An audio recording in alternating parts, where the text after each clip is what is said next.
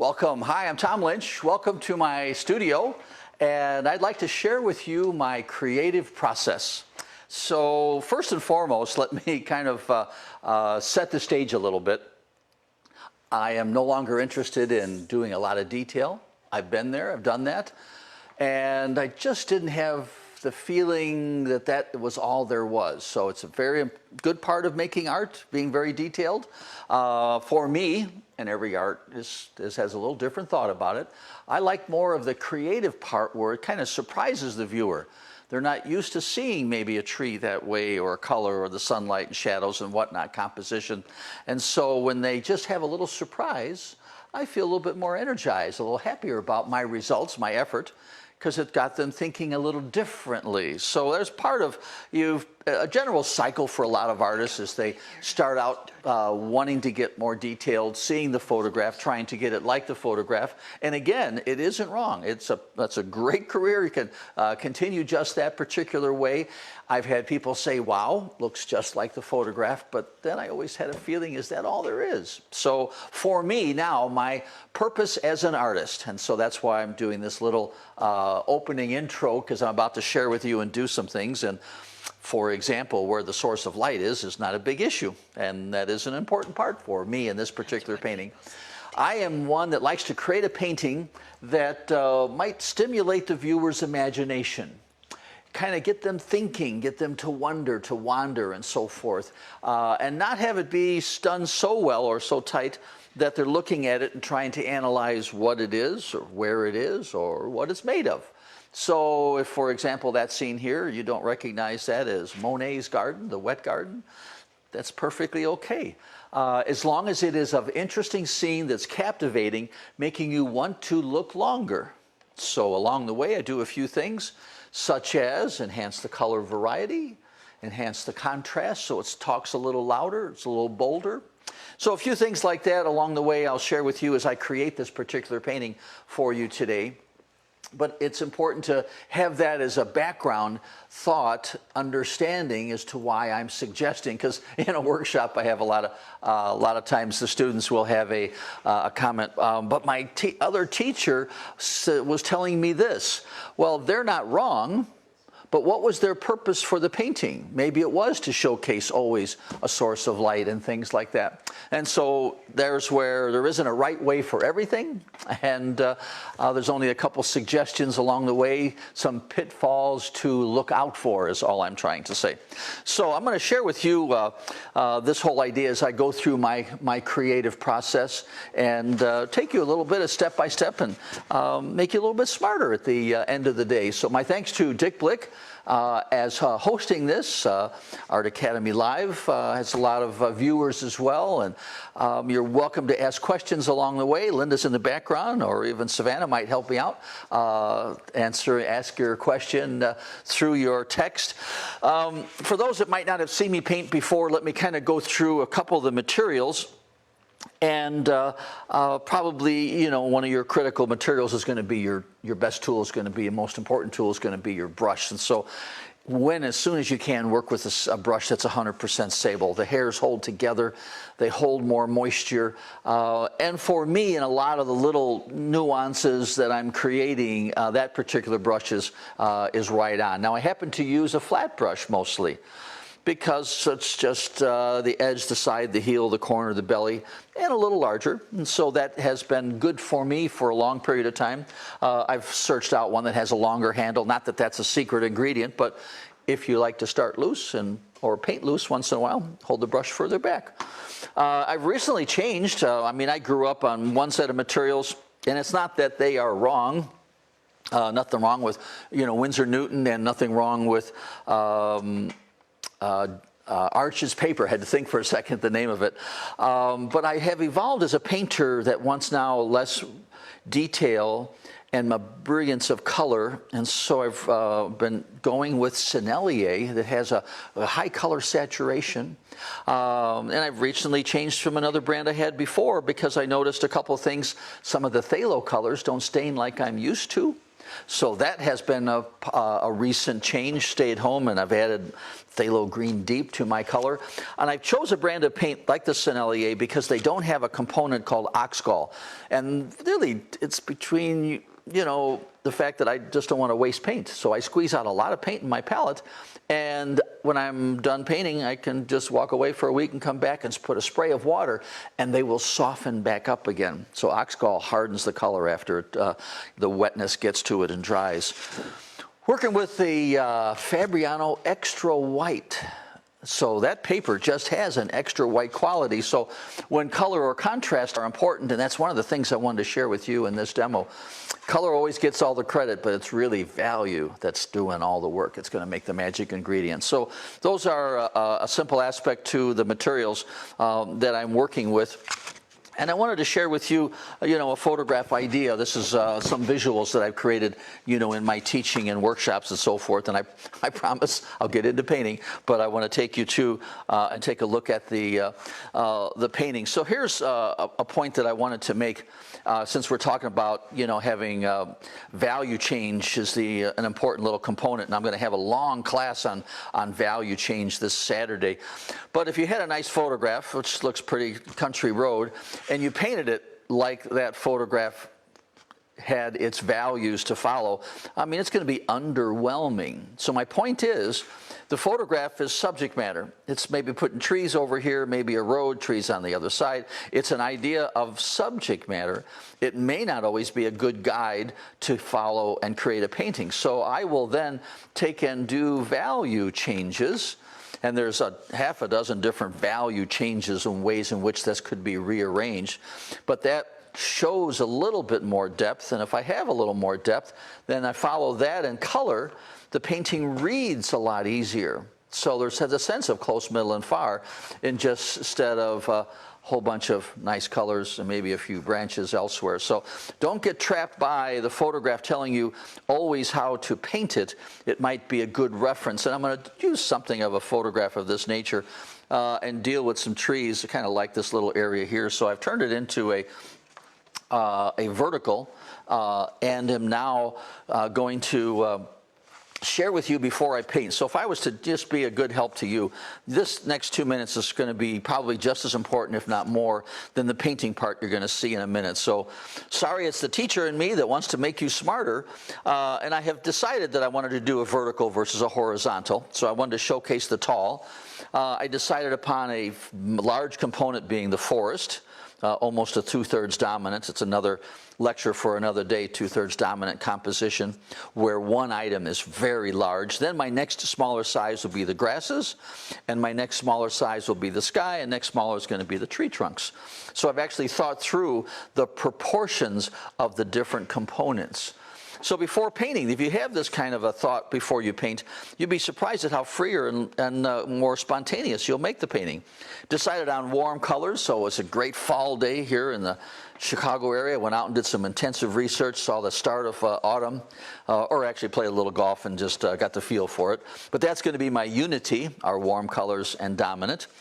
My focal point, I've made a decision. Now, it doesn't show in my value study, and I don't necessarily put the focal point enhanced in a value plan because I might do the same scene and move the focal point somewhere else. But I decided down in this lower left where there's tree trunks, leaves, bushes, and a background. And so I've made that decision. Having texture and a feeling of depth is going to be, with a little bit of sunlight, is my reason for painting. So notice it isn't about trees, it's not about forest, it's not about grass, it's not about the ground. So I'm taking and having a theme. Why are you doing this? And don't let it be the objects that you're looking at. So some texture, a little bit of light, and a nice feeling of depth. I didn't add that one because right below it is values. And that's the plan that's going to make this painting sing, is going to be the value plans. I'm going to have a middle value possibly in front. We'll see if I'm going to stay with light in front and dark in back. So when I first decide what values I'm going to play with, I decide how the lights and the darks are before I deal with what are going to be the middle value tones. So I've decided light in front, dark in back, maybe a small section of middle value way in front. Maybe I might have some rays of light. Maybe there'll be little highlights of the tips of the top of the trees catching a little sunlight. So there is the whole idea. Sometimes I feel, sorry about that. Thanks, Joshua. I got you off track there. The whole idea is that I had planned before I jump in and doing the painting. So I've been teaching for a long time, and I might say that one thing I see an artist, they come into class in the morning, they set that photograph down, make a quick sketch, and they're painting in first 10 minutes, and just kind of say, wait a minute. And during the painting process, they have that worry, that freeze, because they didn't think through what was going to be the use of lights and darks or colors or focal point. So that cerebral part, just go through it. It makes a big difference, because then now I feel free. I've worried about where the focal point is. I got the worry over with. I've worried about where the lights and darks are. Now I'm done worrying about it. So that way I have that opportunity to just have fun and let the colors fly. And so there's that part that I wanted to share with you as a teacher, to go through a little planning before you paint. And as you have done these more and more times, you'll be surprised that you won't have to plan as much for the next painting. So after you get your first 100 out of the way, you'll be surprised where you might be able to get started sooner than later on the painting part. So I'm going to take you over my shoulder, let you see some of the artwork taking place. Got a lot of different colors going on, about 16 or so. I choose a light, medium, and a dark value. And again, I want very bright colors, right? Strong intensity colors. Try to keep them transparent, even though I'm going to mention a couple phthalo colors that I have. And without going through my whole palette, at the tomlynch.com, you can see, that list of colors that I use. But the thinking behind it is I want the brightest color that manufacturer makes. It is easier to gray it down. And I want a light, medium, and a dark value, because I am, more tonal, meaning lights and darks shifting, for the enhancement in my painting or the showcasing of the depth. Stay away from stained colors. I got a great color for mixing darks, a couple of earth colors, and a palette that's has an open mixing area so that the colors can also run into each other, and that is where I have a better variety of color, because I'm mixing a variety. So I'll let you see in the palette, prior to painting, I will have, an arrangement out there for me as something to look at, something to play with. And so I won't go through the names of colors. I don't do that when I paint, thinking of the name of colors. I just like the feel. It feels red, feels warmer, like a little more orange. Okay, that's red, orange, Sennelier there. And having a variety to look at, knowing that I want to have a warm color dominant, I might warm up these greens with a little yellow ochre or a burnt sienna in them as well, so that I stay in the warm family. That way the eye can move in and around the painting. And I save a couple specialty colors, like that bright yellow called lemon yellow. In the Sennelier brand, that lemon yellow is their bright colors. Some other companies have a name of a color called lemon yellow, but it's not all that bright. A good number of times, not every time, I'll use some liquid frisket. So you might see, let's see if I can turn it on an angle, maybe you see a little shine or glare there. I have protected a few of those windows in the tree, looking out and seeing the sky, with liquid frisket. So that's what I have used there. I have used a brand called White Mask. They have this at Blick. And what's great about this, it dries clear. So you don't have this pink glaring at you, or a big gray spot, glaring at you, or a blue, different colors that they come in. So there's one that comes out white, but it dries clear. And so I'll show you how that has a big effect later on. Sometimes I have protected the sky with liquid frisket as well, but in this case, I'm not going to have to. So one thing I can suggest, and I have thought for myself in advance, here's another lesson chart that I have about having a focal point where there's the same forest idea. I thought this chart would be interesting for you. I'm using the forest to show depth. Should I go light in front, middle in the middle, dark in the back? Or here I can go dark in the middle in the front, light in the middle, dark in the back. But wanted to point out that I select an area I call the impact area. It's also known as the focal point or center of interest. It's not in the center, and it's not just a spot you can point to. And a good number of times, not every, but I start with that focal point. And here I'm using a sponge, and you can get a wild pattern. And so all sponges have a slightly different, nap. So see how very gregarious that particular pattern is. And so I treat it just like a brush. I might dissolve it in the palette. I'm thinking about my value plan, so I'm dealing with this light value in front. Tom? Yes, Linda? Someone's asking about the colors in your palette, so they can see that on the on your website, correct? It's easy, yes. The TomLynch.com, it can give you the names, and the listing. So, because one of them is called Blue and Dantrine, and I could spend half of this workshop demo time spelling out the names of phthalo, green, deep, and so forth. So thanks, Linda. TomLynch.com. If you'd like to know which colors of that theory, choose the brightest color the manufacturer makes, and then a light, medium, and dark red. There's a light, medium, and dark blue. There's a light, medium, and dark green. And now I'm going to leave a lot of white space. I'm not going to fill it all in. So when I use the sponge, I will take and not press too firmly, and so just a light touch of the sponge will leave some of that. If a sponge gets too wet, then you got to be careful. It'll fill in too much. So another little aspect of starting a painting, leave a lot of white space. Easier to fill in later on. Have some light colors. You can darken them later on, easier than lighten them up. And so I'm slowly moving outward and not having as bright a color as that first yellow. I make use as well of putting paint in a spray bottle. And let me share with Tom, you. Someone wants to know if the painting is wet or dry. Paper's dry. So, and the reason for choosing the dry paper is because if I would lose a lot. So if the paper was wet, it would all fill in. So having the paper dry. Now, sometimes I will wet it if I want a softer, mistier, look or pattern. And so what I'm doing here, I'm actually using a spray bottle. It's actually a little custom one that I had made. This is a Tom Lynch dot bottle. And what's helpful here is I can lightly tap it, and it's perfect for today's painting where I'm able to showcase those leaves.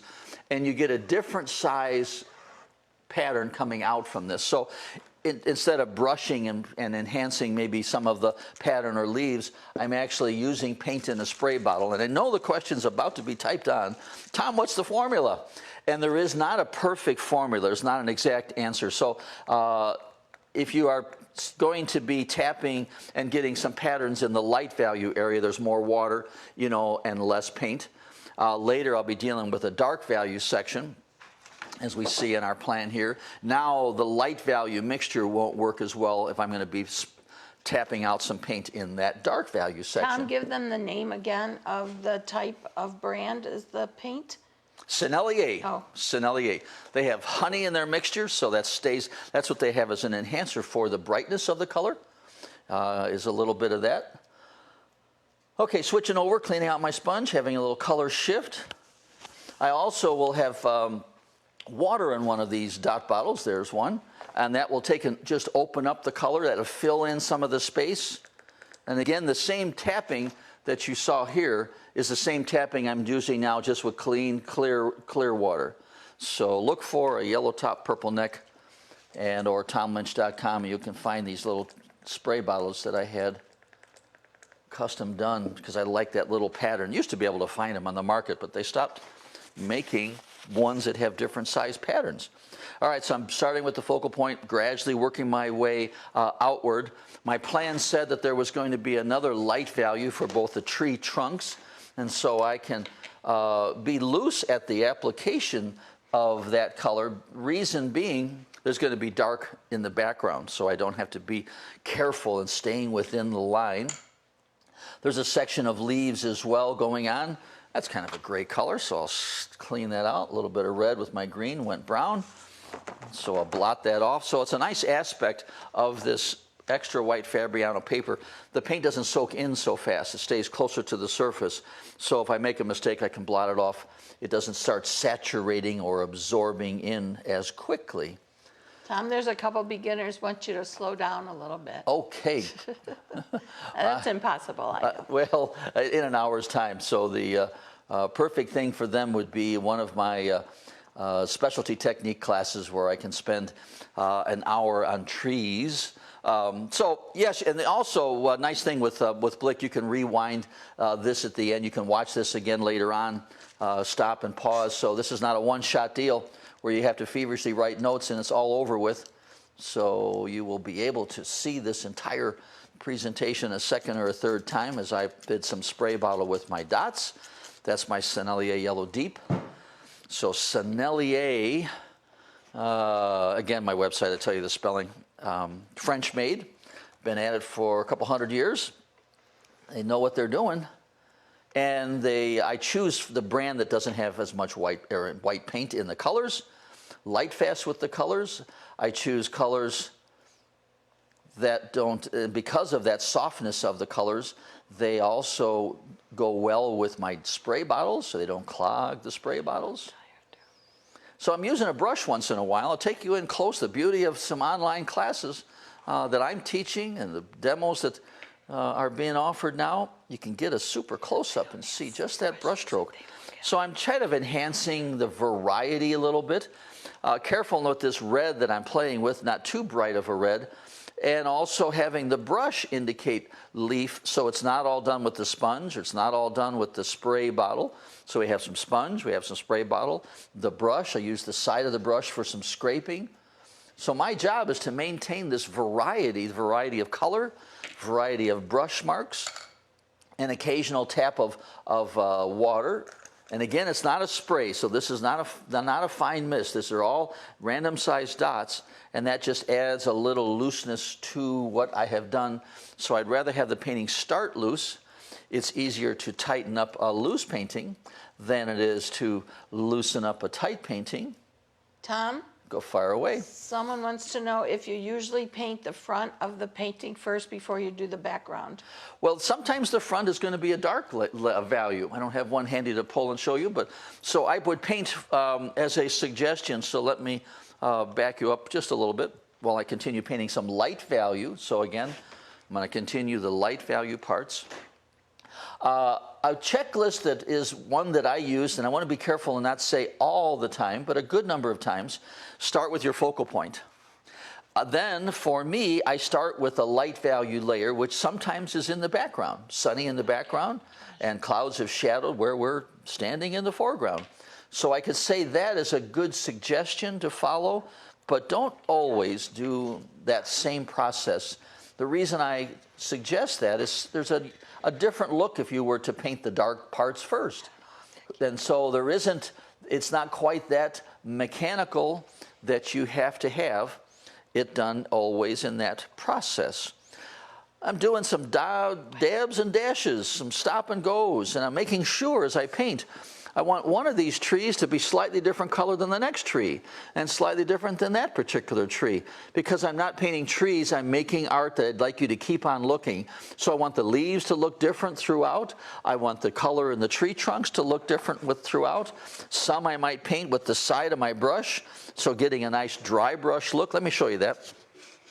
So there might be times where I'll have the brush up in the air and you'll get a clean, sharp line. Now, if that same brush mark makes a stroke, look at the rough textured look I can achieve with that. So again, that's because of natural hair in my brush, whereas a synthetic might have a harder time with that. So I'm having a different color purposely. I'm having a change in value purposely. Soon you'll see the darker value. I'm having a different tool to apply purposely, just to keep the variety going. And so the beauty of this, I think I'll have some leaves over in that particular section. Yes, I will. I take a look here. What seems to be a prominent color? Looks like that yellow. So then if I'm going to do some leaves over here, my job is to want you to look at them as much, and I'm going to have a stronger use of the green over on this side, hardly any of that yellow-orange. I might go right to a red or a violet, and so I'm adding a little magenta. So I have permanent red, my Sennelier red, permanent magenta, and alizarin crimson, my three light, medium, and dark suggestions for reds. And again, the background is going to shape that particular section out. Might want to take and give a suggestion of leaf, again with the spray bottle, putting out some dots. And the clear water on top, that's an old Windex. So the pattern from the Windex is ideally what I want, and I was able to get a spray bottle smaller size that can do that. So you don't want to be loading up paint in one of these things. You'd be using a tube and a half. A nice thing with the spray bottle as well is it becomes a color fixer. So I want to have a little brighter color or a little orange, so I'll put the yellow on top. And so then that dot bottle, instead of sponging, which might lift up color or put down too much color, a nice thing, I'll take you in close, you can watch how, this spray bottle is a nice color fixer. So I want to have a little different color shift to that green. And so here I'm using my lemon yellow to dot some colors in there. And now just a hint of color from this side, from this yellow-orange that I have there. So just a little bit of something common to this side, but there's more of it on that side, and I'll put another spot or two over there. 2 questions, Fire Tom. away. Are you working with a reference photo, and also what type of brushes are you using? Okay. So the important thing with the reference photo, let me back away, and I can look at you while that dries a little bit and share with you what's going on there. So the idea, if I had a reference photo while I was painting, automatically I'm not going to be as colorful. Automatically I'm going to start looking at a pine tree or a maple tree or an oak tree, and that's going to be up here, and I'm not going to be making art, I'm going to be painting the item. So the reference photo, I need to get a sketch. So when I was drawing, wherever my sketch went, when I was drawing this, it had a couple of reference photos for the tree trunks, the leaves in front, and a forest in the back. So yes, I rely heavily on a reference photo, but once it comes time to paint, and you'll see maybe at the end, you'll see a reference photo, kind of a montage I put together at the end of this. You'll see a reference photo, you'll see a preliminary sketch, and then you'll see a final painting. And the final painting isn't looking like the reference photo. The only time I keep the reference photo close by is if the Chamber of Commerce is saying, here's a photo, make a painting, or a customer that owns that view, make me a painting. Well, they would want it to look just like the photograph. So then you want to make it look correct. I feel the rest of the world is saying, go out there, take a look, come back, tell me a story with your own little twist, your own little interpretation. So when the reference photo is there on the table, it's going to tighten you up. And it's going to tighten the brush up and then tighten the painting up, and it's going to become more like a colored version of the photograph, not as colorful with as much darks. Tom? I'm going to fire one last answer there, Linda, for you, because you asked me about brushes. So it isn't the brand as much as the importance of the extra length out, a full belly, and here's a sable brush, whether you have a long handle or a short handle, but look for ones that have that extra length out. Try to get a full base full belly in that particular. It means it holds more for you. The long handle is just something as a bonus that I've selected so that I paint a little looser at the very beginning. Okay, Linda, if you're fire away. Couple of questions on if people could use other things for the dot bottles. One said a toothbrush, but that's no. It's going to be pretty tiny. Yeah. The only option I can suggest for you, I'll take you overhead. Or where can they get the dot bottles? Art Academy Live. At the very end of the program, you're going to be able to see at the very end a link on a couple of things, and that's the only part that sorry Dick Blick doesn't have. They've got every other art material that I'm within reach that I'm using. The porcelain palette and the colors and the Fabriano papers. So TomLynch.com or ArtAcademyLive.com as a spot. Art Academy Live. You can get the dot spray bottles. Now, there is an alternative, but it's kind of messy, and that's going to be some tapping. So I'll load up a brush, and then I do some tapping. It taps up, it taps down, it bounces left and right. Will get all over you. The toothbrush is all too tiny. The store-bought, spray bottles now just spray out a fine mist fog. So that's the only bearing on that. So should you like this tapping, you can do something like this, but you can see it's landed over here, it's over here, it's over here, and there's a big dollop, right down there. You haven't seen it yet. So it can be crazy, and you've got to put a lot of towels and bracket where you're about to do that tapping. And that would come closest to, the dot bottle pattern. And you can see a YouTube clip on some dot bottle stuff. It's just fun to have that particular variety. So here's where we were, and what I've done for you to spare you having to watch paint dry, I have done another one because it's going to take a good 5 minutes or so, but you can see the variety of color, see the little interesting patterns, leaves done with the brush. That's the sponge. Here's some spray bottle, or is that spray bottle and that sponge. Anyway, here got a little thick, got a little wet, kind of filled in, but it's different looking than that side, so I'm okay with that. Otherwise, I would have blot this, wipe it off, and have redone it. But since it's leaves, It has a little different look of filling in. Focal point, got a nice bright yellow. Tree trunks, color variety, got a little texture on one, a little vertical linear on the other, kind of an oval look to the, and what I will change to that as it dries is to change the sizes. I'm seeing those to be similar sizes. So here I have created one and I've already let it dry so that I could move forward. And here I have improved what I didn't on the other. There's different design shapes. So the spaces between are a little different. The thicknesses are obviously different. Angles are obviously a little different as well. A little smaller size to this, different colors grouping to that. Still have some of the bright yellow. Did actually, after it dried, I put a little suggestion of some delicate, branches and leaves. We'll recreate that for you. But I want to get into sharing with you the stages of this more than seeing the intricate little parts and having you watch paint dry. So as a favor I did for you, Tom? having this prepared. Yes, Linda? Someone also asked, do you ever allow the paint to air dry, or do you ever use speed drying with a dryer? Let me think about the answer. I can't hear you because of the sound of the hairdryer that's pretty loud right now. Or the answer is a hairdryer is just fine. The only problem with the hairdryer once in a while is going to be if the color's really wet, this could start pushing color around. So then we just hold it farther away. And I found one this is full speed, and it's 1,300 watts, and most of them are 1,500. So it's just not as noisy as those. But yes, I'm all in favor of go ahead, use a hairdryer just to speed up the process, because you're all excited about painting, because you have a good plan, you know where you want to go, and you want to get going on it. So remember, I have some liquid frisket that's going to come into play now while I get into some dark. So here I'm going to have a color that, if you got one color out of the Sennelier, buy their blue indanthrine. Blue, and the last word begins with a letter I. Maybe Ryan, you can type that out for me, for them to see that. And I'm now able to use that as a good base color for some of my darks. So I'm going to get into the phthalo green deep. I'm going to use alizarin crimson, ultramarine, burnt sienna. So those are dark colors to start with. I'll lay out some of them in my palette so that you can kind of have an idea. But over here in the corner is this blue indanthrine. It's much more colorful than a color like Payne's Gray, Neutral Tint, or Lamp Black. So the variety of colors is a little stronger, not as just dull dark. So it mixes well with greens and reds. Here's that alizarin crimson. Here's a little burnt sienna. Add to that some ultramarine. That's a great rusty looking dark.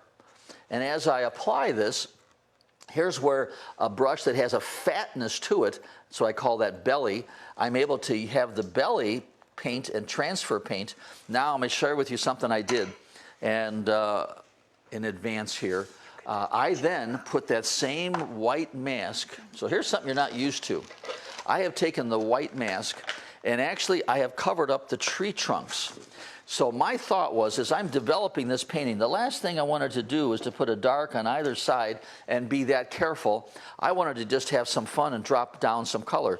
So here's where this incredible white mask comes out white, but it dried clear, and I was able to put it right over the top of color so I could paint right through and not worry about that. That skipped right across this latex that's protecting. So I didn't have to, paint around. I could just go all the way through, and I just take and wipe off the top so I can see it. So because it's clear, I can see right through with that, and I can decide if the value that I'm painting is dark enough.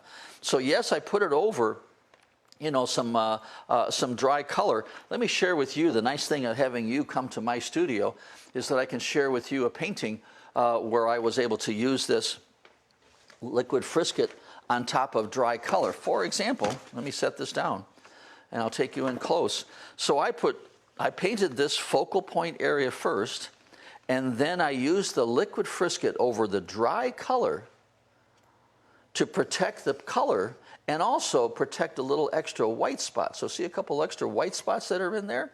So that now gave me freedom so I could paint this background sky with a nice big stroke and not worry about messing this up. I didn't want to start with the sky, then those yellows wouldn't be bright. I wouldn't have had any highlights of white. I did do dry paper once again. And so here's a nice little watercolor substance that is handy to be able to protect these light values. I didn't use it on the posts. Instead, I was able to wipe off dry color, and I'll show you that technique as well.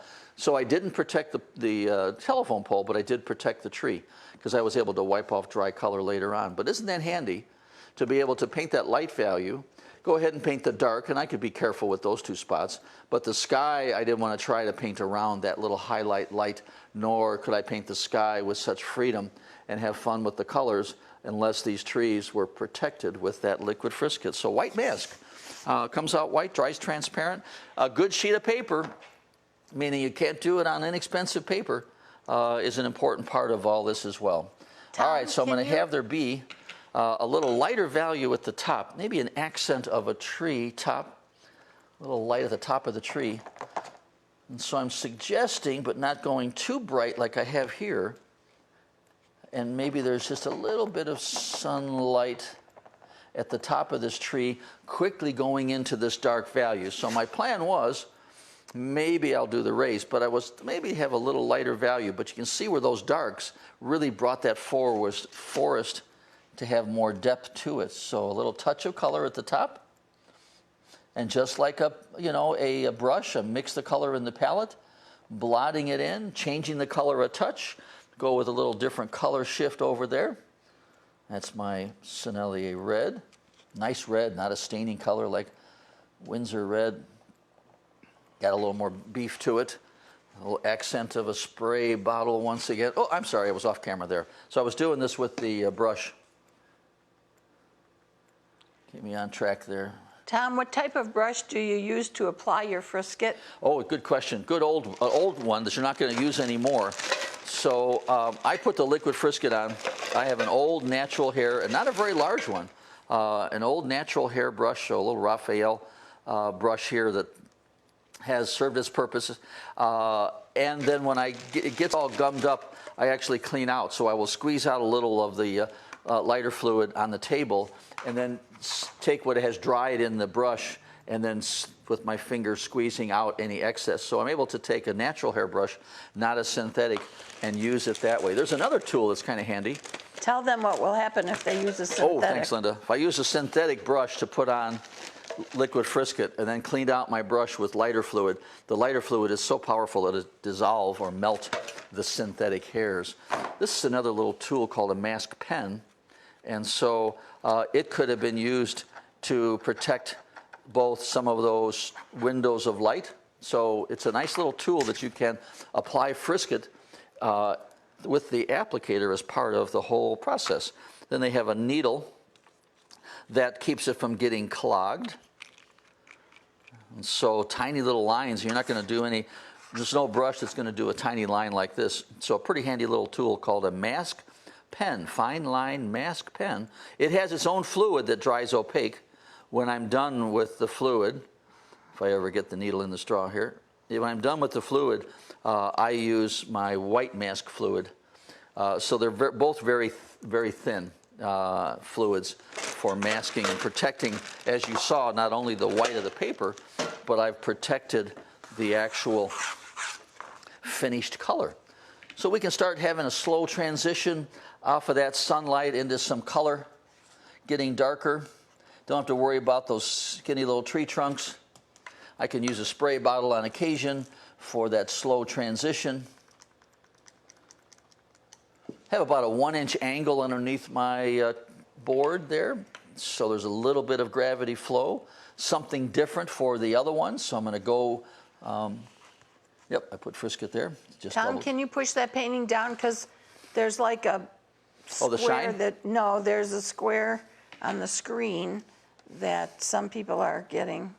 They say they can't see the top of the painting. Okay, I will do my best. You have to press the X in the box, tell them. Okay. And that's what we just did. There you go. Thanks, Savannah. You're welcome. Yay, a little variety of color. I look at this one, don't do the same thing with that one. And the key component is this is going to get very rich and very dark. That means not too much water. Now I have two ways of having that transition between the, I'll put a little more angle underneath as well. a little more of a transition between these two layers, either the side of the brush scraping, so that gives me a chance to have a rough texture. So again, remember I had the brush up in the air, you get a clean line, same brush horizontal, look at how I get a rough edge for the transfer. And so that's giving me that leaf-like pattern that I want to have between the light leaves in front and the dark leaves that are in the back. Another item or a way to do this would be the sponge as well. I can take and use a sponge as a way to have that same rough looking pattern. So I don't want a smooth, straight, it's not color going around a rooftop. So I want a nice little bumpy edge. And so that's where the sponge can give you that wonderful transition, leaf-like transition. And initially it's going to come off very crisp, very harsh, but later we can soften some edges. So I'm just varying the color, having a bumpy edge between the light in front leaves and the dark in back leaves. A lot more paint, not that much water. Going from light quickly into these darks. And look at how those little colors, that's what's the fun about watercolor, letting those transitions kind of run and flow. Might just smooth them out on occasion. And so but an important part of making all of this work, here's where you can get a muddy color fast. Let me help you with that. Clean out your brush, dry out your brush, even though that's the exact same color you want right there, which is alizarin and ultramarine. I will mix a fresh little mixture and then apply it, as opposed to just coming over here and picking up paint and picking up paint, especially if I'm changing color. Now I like to go into a little green. Oh, I love that green right there.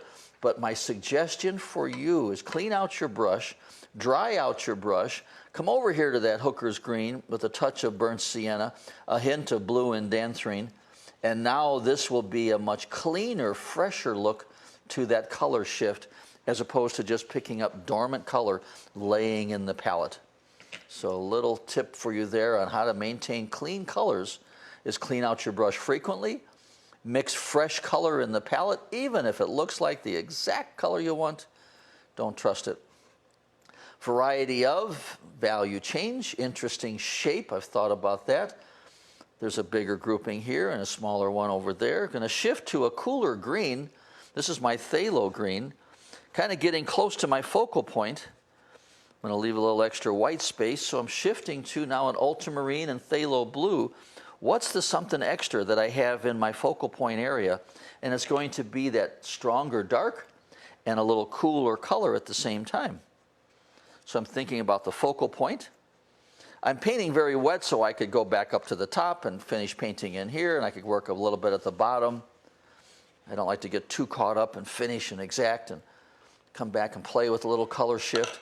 Here's now, I think, the best part of watercolor, why I paint in watercolor still. I like the idea of mixing color, so I'm priming the pump, taking now just a couple of dots of color there. Tom, someone wants to know if you're just putting random colors in, or did you have thought behind it? I had thought about mostly warm colors. So the random would be any kind of yellow, green, or blue, or red. So no, I'm going to have these be warmer colors, mostly warm, when a little cooler in that focal point, but not pure, sky cobalt blue. Also, taking a look at my palette where I have a big mixture, that's where I find that inspiration to make use of.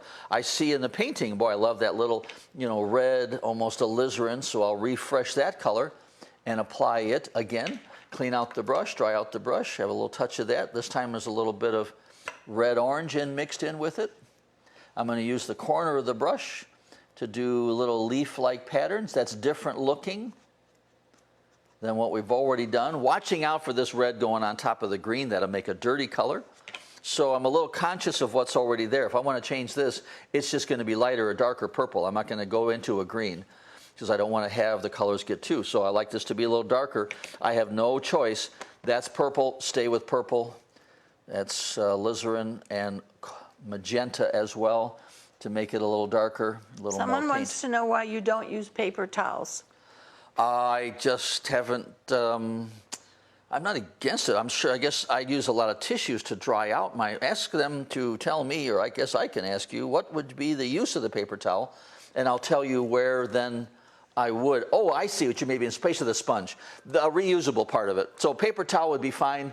any roll of paper you could use in that particular spot. And I just put, another sponge there on top of it. So that's a sponge that I have sitting over for me here. It may not seem like it looks pretty dark.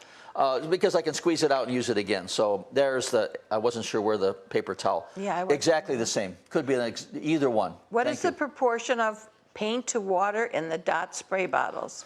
Well, there isn't a perfect answer to that because I have a yellow that I'm going to spray that has a lighter value if I'm going to spray light value here, and I have a yellow that's a darker value if I want to add any yellow to where it's already dark. So it's a matter of just kind of putting an inch and a half of paint. So I would squeeze out an inch and a half of paint.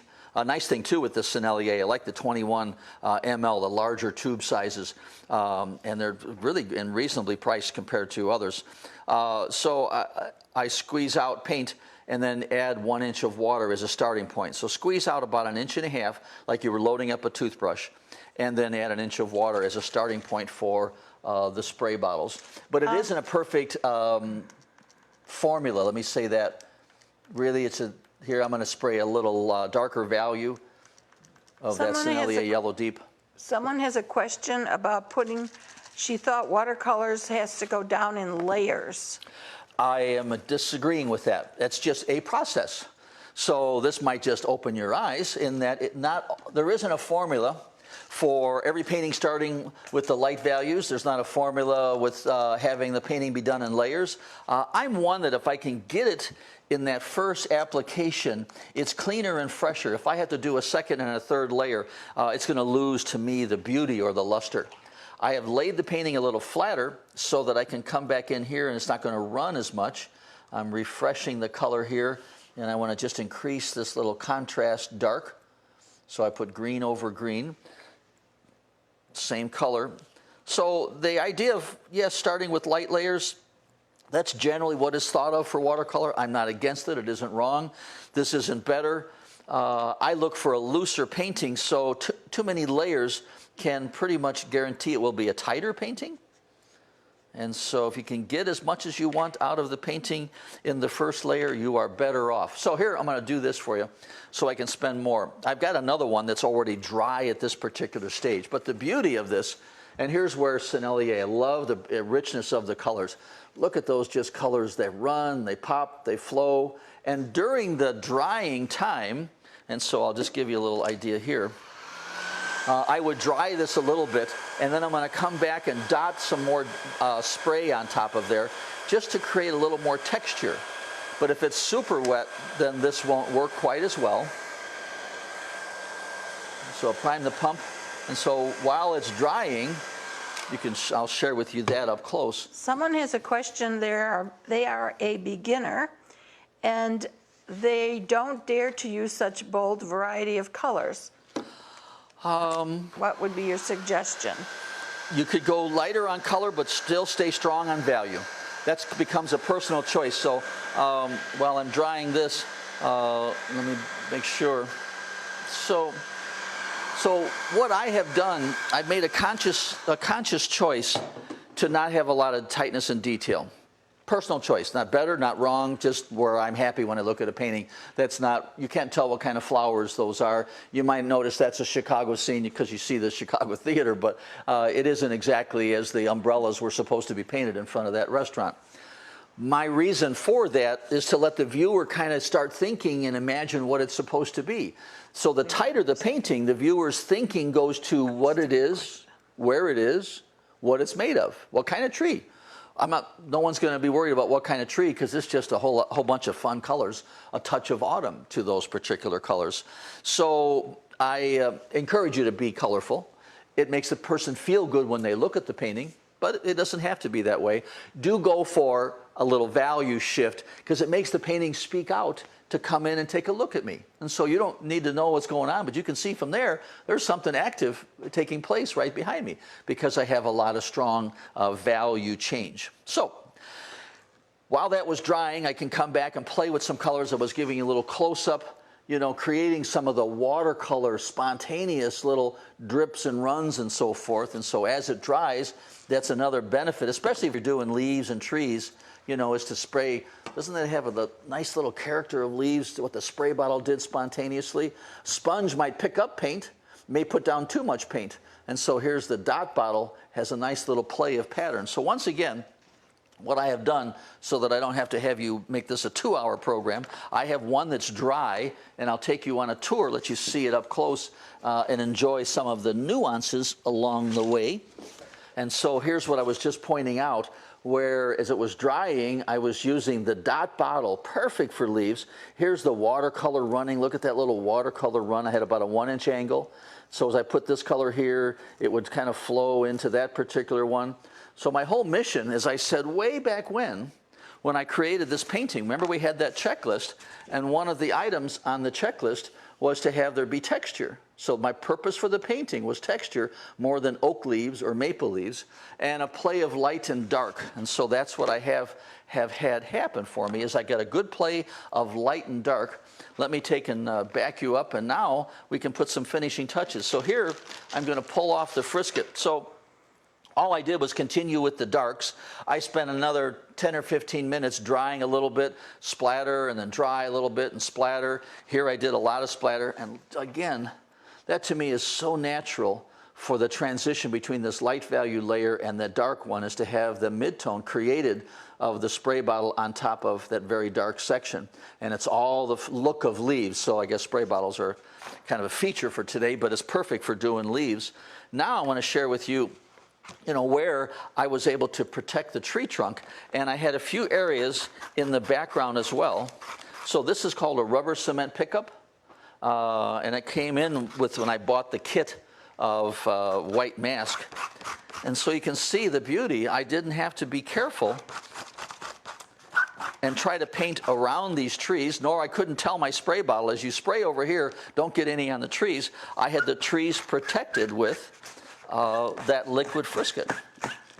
And so I can share with you, pretty handy little tool when the majority of liquid frisket training is to protect the white roof on a house, in the distance, or the dress or the skirt on a tennis player walking down the road.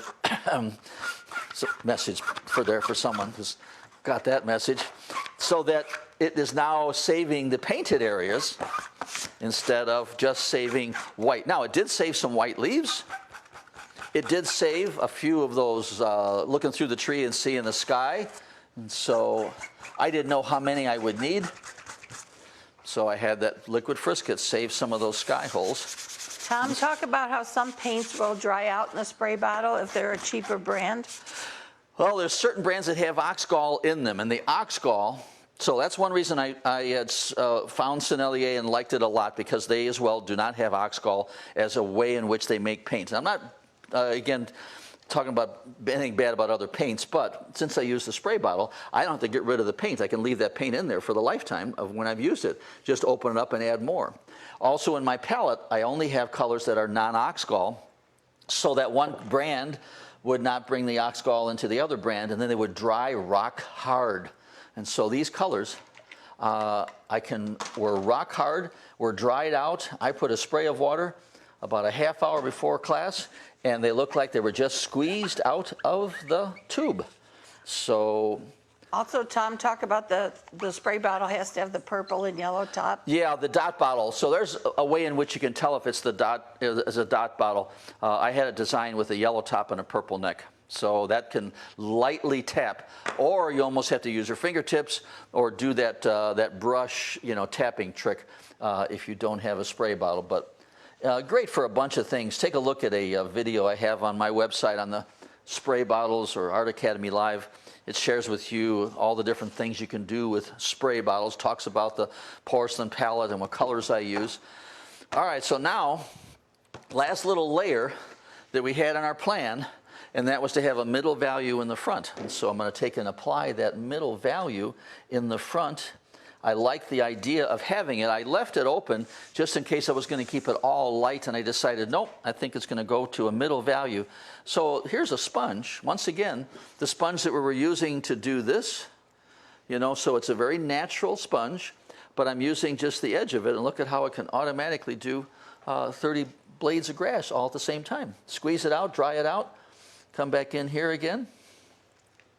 Someone wants to know about the Windex spray bottle. Sure. And does it spray specific sizes of That's where it all drops? began. That's all began. Nita Engel taught me the Windex spray bottle with clear water.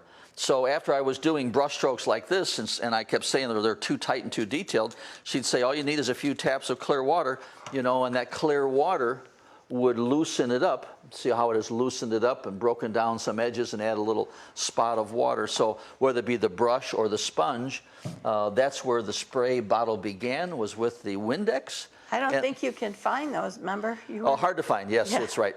Because now they're trigger. So if you can, this one is, you know, 50 years old. It's got the neck has got a little broken part, but I like it a lot. In fact, it's starting to yellow on me. Doesn't the dot bottle have the same for Same water? pattern, same pattern. So I've matched the patterns where you can lightly tap and back to wherever that sheet of paper was. Oh, we did it with, so look at the different sizes. See all the different sizes you can get. That's just by tapping about 4 or 5 times, and I get that kind of pattern, you know, coming out with all the different spray bottles. So in this particular part now, I'm going to have a middle value, but I want to have a variety of shapes. So I am not thinking fern. I know it might seem like one, but my job is to not do this again and again and again, is to have it be a little different. At least here now it's a little different in color. Now it's a little tapping. So part of the visual entertainment, the visual beauty in this painting is the variety of color that I've done for leaves and tree trunks, the variety of values I've done for the forest close and far, and even the different type of marks, be it a sponge, spray bottle, or brush. Keeping the viewer engaged is my mission before doing detail. And I have this thought too that, and I'll share with you a chart where it's easier to tighten up a loose painting. I won't find that chart as handy as I thought I was going to. But I start loose and can always tighten up later on. Can you put frisket on paint, and when you rub it off, does the paint come off? Paint does not come off because of the quality of the paper. So certain papers that have any pulp in them, the paint will come off. So you want to make sure you have cotton linters, a higher grade of paint. Arches, you can do it on top. It's difficult for arches to do what I'm going to do later on with lifting off dry color. The Gemini, this is the Fabriano. And so the quality papers, yes, you can then put the liquid frisket over dry color. So keyword dry there, while I do a few of these patterns for variety. Merging them together so it doesn't all seem like it's the same mark. And again, here's another little visual I use in my book to share with you the different stages. So always start loose. You can always tighten up a loose painting. But this next stage started this way, so I can go a little bit stronger, or I could go a little bit more on top of this to accomplish this. I could get to this stage and I could do more and more detail. But I believe in the idea of starting loose. Every once in a while, you might just stop at this stage and go, that's it. Simply elegant. I like how it looks. So not every painting should look the same or the same amount of refinement or finish. So here's a nice rusty color, burnt sienna, and my hooker's green. And I want to do that because I want to warm up the hooker's green. Here's a burnt sienna and a permanent magenta. So I have a nice rusty warm cobalt blue, permanent magenta, burnt sienna. So middle value in the front. Watch that, might be a little too dark. I'll either fix it or I'll blot it or I'll take a little dollop of clear water with the Windex spray bottle. So this feeling of depth, so the more that I can give the viewer a sense of depth in the painting, guess what? I don't have to do as much detail. I have found plenty of times when I overworked a painting because the value wasn't strong, the color didn't have much variety, and so the last resort was, well, get a small brush and add some detail. And so here's a suggestion for you where the simplicity of color variety, contrast strong, different marks along the way. That's, you know, $2 sponge. Somebody has a question about your container of dirty water, but explain how you clean at the top. Good point, thank you. And thanks, Linda. All right, so here's a key element. You want to do it, Joshua? Sure, it works for me. So the point I wanted to bring out here is when I clean out my brush, there's a little, it's called the secret move. You ready for this? Tendency is one to go down, and I'm going to do it on this side here, is to go down to the bottom to clean out the brush. So if my brush is full of paint, I am going into the side of the bucket, underneath the first inch, touching the side wall. So I purposely look for, these are restaurants, you know, mustard or mayonnaise containers that they have in bulk. So the taller the bucket, the more water you have. As long as you just clean out your brush under the first inch, those particles of paint are going to flow all the way down. Now, knowing that I'm going to be dealing with middle value, I don't have to have a pure, you know, white, clear, not white, but clean, you know, bucket of water. I have another one ready to go. But the tall bucket, cleaning off the brush under the first inch, and do that frequently. So I'm taking the time to say, it's more important that you learn something than just watch a painting be done. And that's a good move. That'll keep your colors clean. So clean out your brush frequently, whether it's a paper towel or the sponge. So those are just, you know, grocery store sponges. You can, you know, clean them out as well. And so that'll keep your colors clean as you are painting. So I'm going to add a little color shift, have a little more going on over here. Someone is asking what your website is. TomLynch.com. I just lucky that I got my name with my website for workshops, for lessons, for classes. I've got class actually starting Saturday. Going to be teaching a series of 3 classes online, different every month. And we're going to deal with the fall colors. We're going to be dealing with I got to take a look at my little notes. Value patterns. Value patterns, the importance of color harmony, having almost a black and white underpainting, and show you that. So we've got 3 in a row, and they're 3-hour comprehensive little classes with all these great close-ups where you can watch the color run, ask lots of questions, see the same class again for a couple days to review what you had a chance to see. So my special techniques classes really go in depth. We're going to go in depth with all the fall colors. We're going to go in depth with, you know, brush strokes, in depth with color mixtures and formulas and so forth.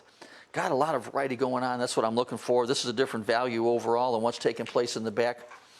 So I feel now I'm going to start helping that focus to the focal point start being stronger.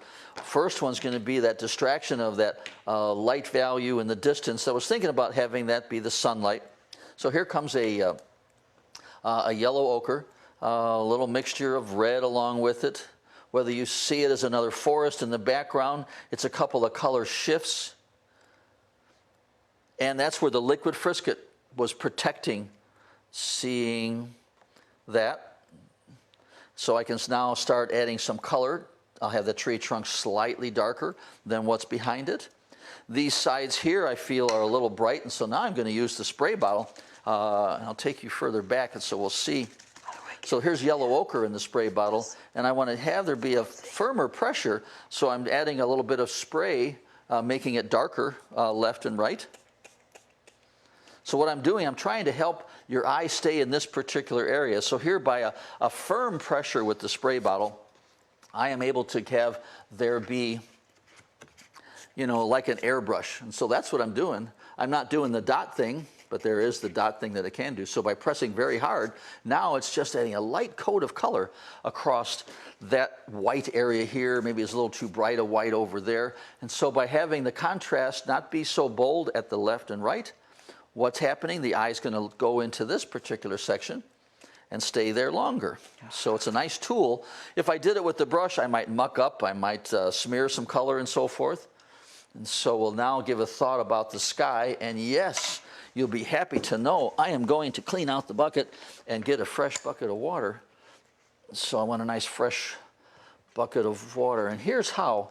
A good number of times I do the sky last, and I feel bad for that beginner that was wondering about what I was doing, because all the books you have probably say do the sky first. And I do the sky last. It's the least important most times in my paintings. I most times do it the sky last, I should say. I'm softening a few edges. But I do the sky last so I can decide what to do with the sky and let the painting tell me. And I want the painting to look in this area of the painting, so I don't want to see too much contrast up in the sky. I want the painting to tell me what color to use, and I have a lot of yellow in this area and a lot of white. So to make the yellow stand out, I'm going to use purple. To make the white stand out, I'm not going to have any white in the sky. And so here's where, you'll be happy to know, once in a while I use paper towel, but not in place of the sponge, just as a way to quickly clean out the palette. So by doing the sky last, I use it as a guide to tell me how can I help the painting. It should be a warm color. That's what's happening in this particular painting. And so what color to use? Look at the focal point, choose the opposite. If possible, if that was orange, I wouldn't go to a bright blue. And a value, pretty close to what's happening up there. Let's go to a cobalt and a magenta. So there's my violet, and I'll shift that. So here's where the porcelain palette, look at how I can see this gradation of color and help decide what color along the way that I would like to use. So I think I'll start with some of this, and I'll use, now there's times in which I put liquid frisket up on top of these trees. I don't think I needed to in this case. And slowly now I'm going to go slightly darker at the top. Tom, Fire question. away. When filling the dot bottle, how much paint from the tube do you use with a full bottle of water? 1.5 inches, like you're loading up a toothbrush. But like you remember, saw. some people fill not 1.5 inches of paint from the bottom up. No, it's a straight line, so it's 1.5 inches. You know, it's like squeezing out if you were to put toothpaste on a toothbrush. You put 1.5 inches of toothpaste on a toothbrush, way too much. But for the spray bottle, that length. So 1.5 inches of color of a squeeze, like the shape of a worm. And so here, this purple, I feel, is going to make that yellow radiate even stronger. Now, just a little color shift. Going to have a touch of some blue. Using the side of the brush, scraping. I'm going around mostly. In a moment, I'll go onto a part of the tree. And so I cleaned out the brush, dried out the brush, having a little refreshed color, just a touch of an orange going on in there. I didn't want to get too red because I saw this green. I didn't want the opposite, red and green, to bring your eye upward. And I clean out the brush, dry out the brush, just a touch of, not a perfectly clean cobalt blue. And now I'm going to take and brush in. Now I'll take you in close. The beauty of these online demos, I can now take you in close. So here I'm going to start softening some edges between the sky and the trees. And so let there be a few, and maybe what might be some of the shadow parts. So I still like a nice crisp definition a good number of times. Good separation between sky and the forest. But so there's a touch of unity, I'll bring some of that color and overlap. Someone wants to know if they can use spray bottles for acrylics. I don't think so because they'll dry out and clog too easily. Sorry. And so there's now taking a look at that and helping that, I'll take you back as I'm doing. And so by not having any white in the sky and having that touch of violet is helping bringing this a little stronger. So a few finishing touches, and I want to share with you. Now I'm going to soften the transition between the very crispness of this row and the light value from the dark. I'm still going to have a nice contrast between the front light, back being dark. But now I want to start breaking down a few edges, a little bit of blending. And I'll use the same color over same color. If I see a purple there, I'm going to repeat the purple and then slowly bring it in and just my hand. So here's where this paper arches, the color sets in too far, and I can't soften edges as easily as just my hand touching it. And so that's where I have, like the Fabriano Uno, I can soften those edges. And so what I'm doing for you is having a little gradual, sure, nice little crisp transition here, but not perfect all the way around, so it doesn't look like a cutout. And so I have that little shift there of subtle value changes. You can also accomplish that by putting the same light color back on top for these leaves and then softening the edge by repeating the light color or by repeating the dark color in the background. And so just a few of these little edge changes, not having it be quite as bright over in the corner. Same thing at the bottom by having there be a little bit of a shift of subtle variety of edges. That's what I'm talking about, the shift.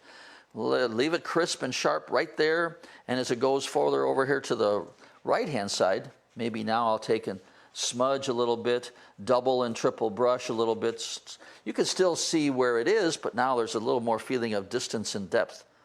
And what I'm doing is I'm leaving the sharper edges at the focal point and starting to soften a few of the edges as it goes away from the focal point. And a little more natural look between, so the light value in front. The color worked out great. I don't feel the need to do a feeling of rays of light in this particular painting. If I did, I would take a trigger spray bottle and spray off paint to make that ray of light happen. So I'm enhancing the focal point by quieting down the competition. Few tree trunks need a couple of little value shifts, and we need to stop and take a look at it behind the mat. So I have a section of tree that's light in front of dark. Now I want to have a shift and have a section of tree. I'll use an ultramarine burnt sienna for a nice gray, but a little extra burnt sienna so it's a warm gray. How do you keep your colors from getting muddy?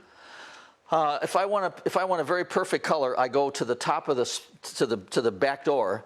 What I'm doing here is the front door of that blue and the front door of that burnt sienna, and there's a little overlap. To keep the color from getting muddy, I clean out the brush, I find a fresh spot on the palette, and I bring fresh paint over to that spot and keep it away from the big puddle. If this big puddle starts, moving into this territory, then I stop with the paper towel and clean it out. So a fresh area of mixture is the answer for that.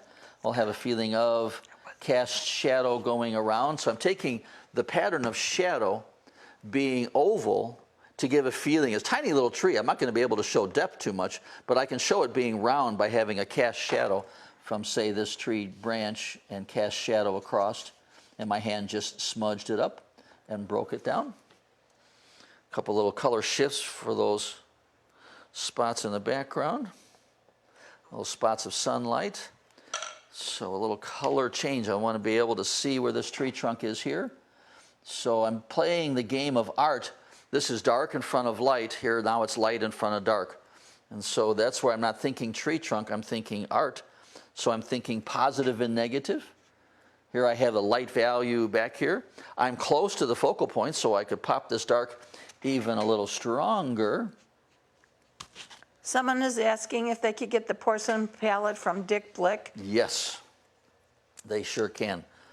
Try the Fabriano Extra White. Get that blue and dantrine of the Sennelier for a good dark. If you've got Payne's Gray in your palette, you won't be using it up much longer. You'll be changing over too. So it's just more colorful. Being that this painting is colorful, my darks have to be colorful. So I'm not saying Payne's Gray is a bad color, but for being this colorful, it doesn't match or fit. So here I'll shift to, so I mean the main brushes, I've got a round, about a number 7 round. I've got a 3/4 inch flat, and I'm doing a few finishing touches with what's called a liner brush. It's got a long, long hair. So you can see the very long hairs that it has. Again, that's a sable hair brush. And so we can get some wonderful little delicate branches. I'm making sure I have a variety of colors. So look at that variety. That's why you see it in the painting. And so we'll have a few branches going up and out. Maybe I'll make sure this eye is dry. Yep, it is dry.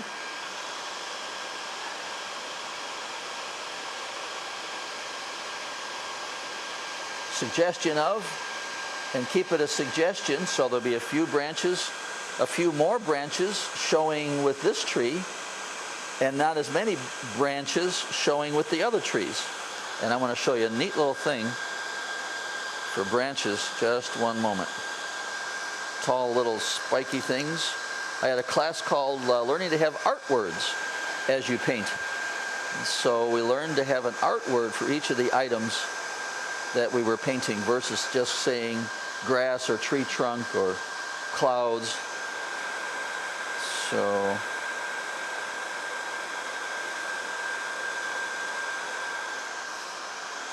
if there be a suggestion of pattern, lights and darks, each tree trunk I want to have be a little different than the other. I got a few branches over here, and so I'll have a couple of them over there. And look at how this long brush is just so, look how it just makes a wonderful floppy, irregular, not so mechanical look for a branch. Broken branch. Stop and go branch. Lost and found branch. If you don't see where that tree trunk is, that's okay. I want that value to be a little bit lost and found. A few branches here, and don't do the same thing again and again. So watch out for when something happens like this. Oh, that turned out good. Let's do it again and again and again. It's only going to make the painting be repetitive. Is Fabriano 100% cotton? Yes. Yep, good quality paper. Just so happens that's also French as the paint.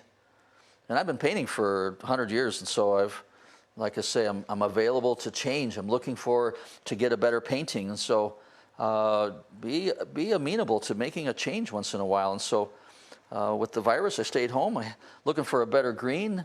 Didn't think I could use phthalos. Found a color phthalo, and it worked out okay. I want to share with you this little thing, and here's a benefit since we're talking paper. As long as the paper is dry, I want to share with you another way to do light branches in front of the forest. And I think I have frisket here, so I got to rub it off with my hand and put back some paint. For a little finishing touch, I have to have this be dry. Probably didn't need those liquid frisket spots to save the lights in the forest back there. And I'm not against this. Watch this. This is something that watercolorists, oh, they just cringe sometimes. This is almost pure paint.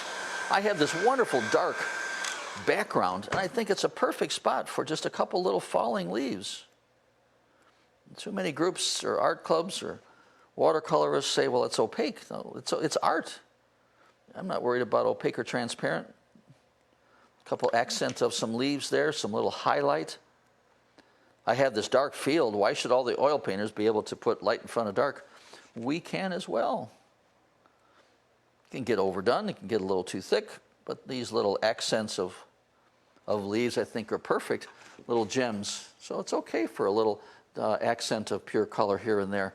You're making art. You're not conforming to watercolor. Has to be transparent. And for lighter tree trunks, if you have a good quality paper, here's what you can now do. I'm going to paint a branch using, it's wet right there. I got to dry it. Sorry. I'm going to paint a branch using wet paint on top of dry color, even though there's a touch of pigment in this dry color. But here's where now I can start showcasing extra branches, and I have a little bit of paint in this as I do this so that I can see. So watch this. Here's a cloth towel. I painted a branch there. I don't know if you can see the glare. Yeah, you can. See that shininess? Okay. Set there for 10 seconds. Blot it with a cloth towel. As long as you have a paper where the color doesn't soak in too far or too fast, you can lift off dry color. And so I can play with this lost and found. Look at how there's a value shift, a little lost and found for the branches. I can continue the rest of this branch coming across and going down. So some of it is liquid frisket, some of it is lifting off dry color. Now what's beneficial, and here's where I like as well, I checked first when I switched to this paper, is that I can go back and paint where I've done this lifting. So a lot of papers, when you do an excessive amount of lifting off of dry color, you have eliminated the opportunity to repaint because you've wiped off the sizing that's primarily on the surface. So there's a little internal sizing. And so I can still have the suggestion of branches, a couple little spots of slightly darker values. I call it the secret sauce. Did some painting over here with the water on my brush for a branch. And so you can rub hard and come off and not as hard. So you have that lost and found. So look at how that branch disappears in the back, comes out, disappears, come out, disappears, stop and go. Here it turned into a darker value as it came across over across the top. So by taking the painting through these stages, big washes, variety of color, important little changes in value, the next step is to take a look at it behind a mat, you know, and make a decision long and hard. Are you going to be improving the detail of the painting? That's not a good reason to keep on painting. Might you fix a bad shape, take a distracting color, have a better value shift? Those things, you know, or help enhance the focal point. Well, those might be reasons for taking and doing something else on the painting. So I'm going to take a little yellow ochre once again and spray one more time on this side over here. And notice how I'm pushing that further back. So here that's pressing real hard. the spray bottle is kind of toning down the distraction that's taking place. That yellow's a little too bright way back there. So this is yellow ochre on top, and I'm helping to keep the brightness within the painting, maybe a little bit here, so I can do some editing, keeping the focus there. And now an important step in the creative process is stop, look at what you have behind the mat, see it from a distance, and answer to yourself, am I going to improve the look of leaves? No, then don't do it. Am I going to help you see that it's an oak tree? No, don't do it. Might I showcase a little better value change between the dark area and the light area? Okay, if I'm improving the value shift, okay, that wouldn't hurt. Am I fixing a bright color? That's that little bright yellow over there. Okay, then that wouldn't hurt to tone that down so you don't go over to the corner and then leave the painting. And so, we've got to fix one more little bright color now. So make your decisions on, is it going to help the focal point, value change, color harmony? Then it's okay to do. If it's just a matter of you're going to do more brush strokes, I would say wait a while, see it from a distance, come back in an hour, and then decide, is it really all that important? And so that was a process that I use again and again that has been very successful for me. So I'm going to do a quick little, attach this to the mat and share with you one last little trick along the way. So any questions? Did you want to put those classes for October and November? Thank you. Yeah, I have a bunch of classes coming up starting Saturday, the importance of black and white. So that was today, a little touch on it. Having value change make a difference, but now you're going to see 5 different ways in which to have a value change in a painting. Color harmony is a valued part of unity in a painting. I want you to be able to join me for that particular class. So go to tomlynch.com and look at the online classes. So I'm going to set this vertical. Josh, can you take and bring us into this particular painting? See it from a distance, and I'm going to share with you a little aspect of having the idea. So take them in for a little tour. I'll see if I can hold it close, but I'll also share with you one last closing in a moment for you. But again, is there an area of emphasis? Is there value change? Is there color harmony? Are there good shapes, good feeling of distance and depth, a nice variety to each little part so you're not seeing the same sponge or spray bottle mark along the way? And if you want the painting to really pop, to jump off the page, I recommend having a dark mat. And so look at what a dark mat is going to do to make the light in the painting. So when you see a light mat, your first thought, you're going to see the darks in the painting. By now, by having a dark mat, your eye goes to the lighter values and they just jump off the page. So, I almost had to take a deep breath. I had some fun sharing with you my creative process. Dick Blick, thank you very much. Art Academy Live, Prime members, thanks for watching. Hope you enjoy the creative process. Remember, the first thing I did was having a plan. I thought about value change. I thought about texture as a reason, to make the painting. And then by seeing it behind a mat frequently, you might just do what I'm going to do and go, hey, it's working.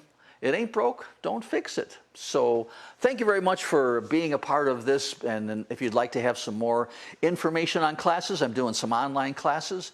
Yes, see tomlynch.com. Buy your art materials at Dick Blick. Join Art Academy Live for some lessons should you like.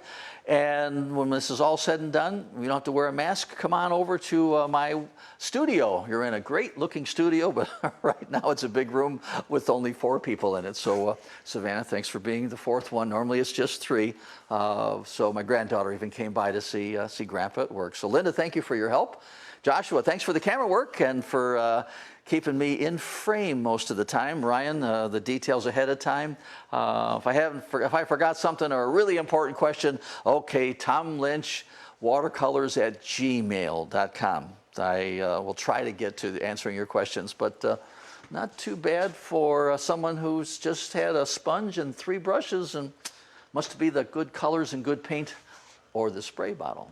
Thanks for watching. Hope to see you again in class or on my online classes. I sure appreciate your time. Went a little extra, but it was for a good cause. I never complain when the painting turns out how long it takes. Thanks for watching. Bye for now.